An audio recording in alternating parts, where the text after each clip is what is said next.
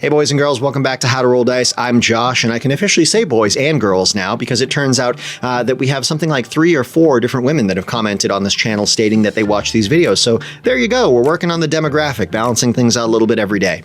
Today I just wanted to talk about 2 games that I've gotten a chance to play lately that have been sitting on my shelf for a while, either because I haven't gotten around to it, like Troy's over here, or because I've been worried about giving it a shot with Star Wars Rebellion. So let's start with Troy's because I actually played that one first chronologically. Troy's is a wonderful German-style board game for 2 to 4 players, and it's a nice, crunchy game. It's something like a 3.75, 3.8 on a scale of 5 as far as weight goes, which is the complexity of the rules and the gameplay. Really enjoyed this game. It's your classic style crunchy German board game. The color palette is mostly beige with hints of muted color. The art style is this very, I didn't really have the time to learn how to paint medieval style artwork, so I just went with something like this, which you get in a lot of German-style crunchy board games, and I'm perfectly accepting of that. Most people aren't really going to care once they actually put the effort into learning the game and realizing that it's a wonderfully complex system of moving different workers into different locations and taking advantage of different mechanisms and earning resources that you can convert into different resources that you can use to drive your own personal economy forward. It's a really fun game. Basically, you're interacting with these sort of 3 different groups of citizens in Champagne, France during the 400 years that it took to build the Troyes Cathedral. You have sort of the religious population.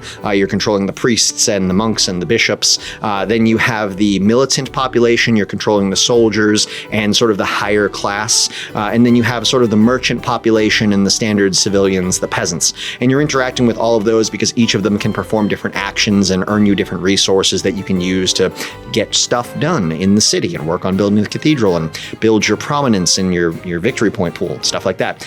It's a fun game. I've only gotten to play it once. I played it with 4 players. 4 players? 3 players? 4 players. Either way, I really enjoyed it. I can't wait to play more of it. I'm very excited to get more into understanding how to be good at this game, or how to try to be good at this game, and to show it to some friends that are a little more into this style game.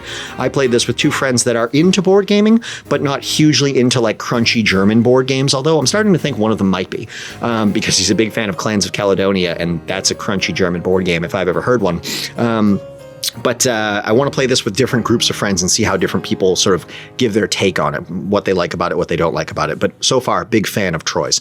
Moving over to Star Wars Rebellion. This is a game that's been sitting on my shelf for quite a while. It's by Fantasy Flight Miniature. It is a 2-player game that can be played as teams of 2 versus 2. And it is set to be a 3 to 4 hour game. Now, I understand why that is after having played it, or partially played it. We got about 2 hours into it and realized we had started it too late in the evening and we just didn't have the brain capacity to keep going as much as we were enjoying it.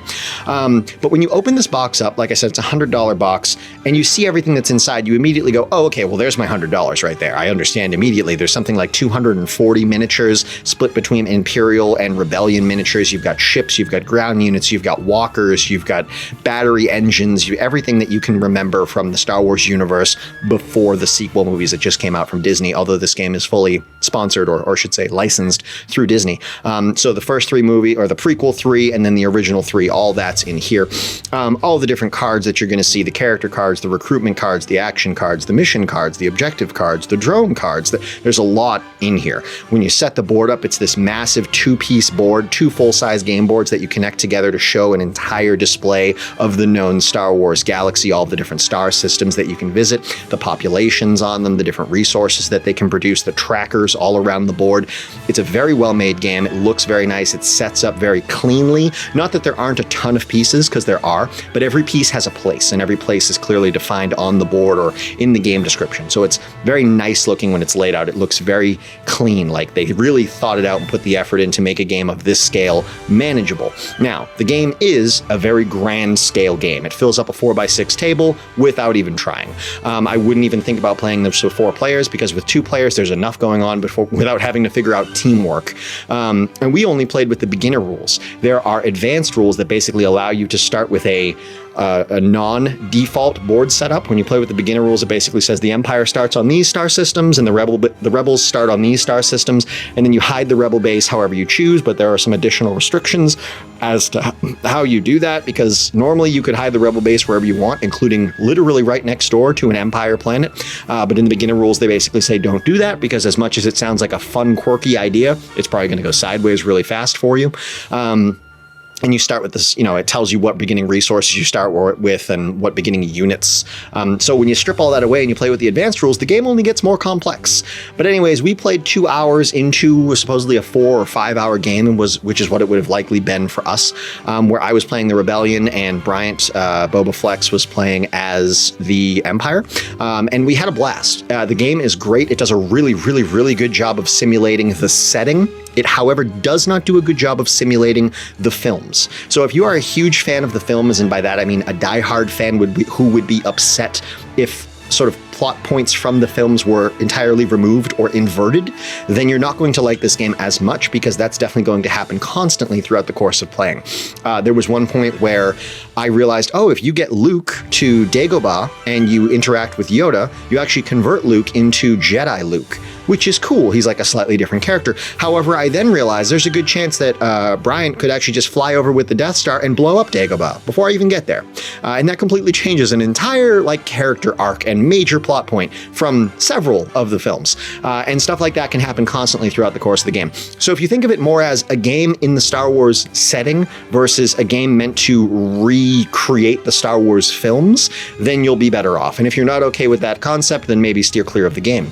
We actually had a 30-minute discussion after the game about how you could easily just completely strip away the Star Wars setting and theme from this game and just call it Deep Space Rebellion instead of Star Wars Rebellion. I realize that sounds like Deep Space Nine if you're into Star Trek, but that's not what I mean. Just call it Space Rebellion. And you could still do the Empire versus the Rebellion, but just give all of the characters random names, change the names of all the planets, and just make all of the actions and event cards more random and unique than just recreating things that happened in the movie. And the game would play just as well, absolutely across the board, would not impact the quality or gameplay at all. And you wouldn't have anybody upset that you had altered the Star Wars canon throughout the course of the gameplay.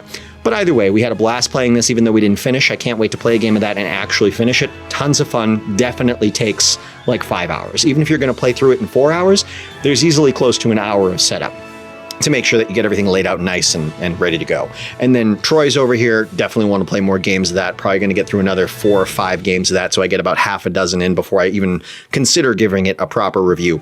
But off the top, from my initial experience, I can say, really like this, really like that. 2 very different games, but I really enjoyed playing both of them. I'm glad that I own them now. They've been sitting on my shelf for a while, and I've finally gotten to experience them, and I'm very happy that I own them. I can't wait to continue to unpack more of the games that I've had on my shelf for a while, give them a playthrough, and talk to you guys about them.